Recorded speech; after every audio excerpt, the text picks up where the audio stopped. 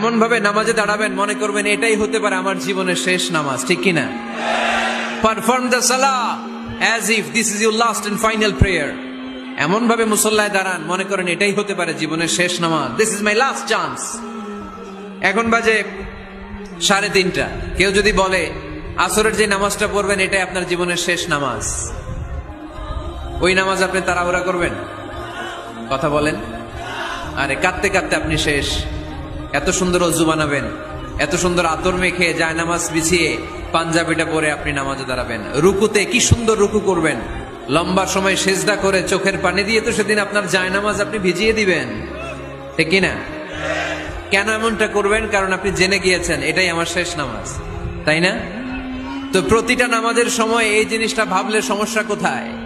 আমরা যে আরো আধা ঘন্টা এখানকার সবাই বেঁচে থাকবো কোনো গ্যারান্টি আছে? আরো 10 মিনিট হায়াত পাবো, গ্যারান্টি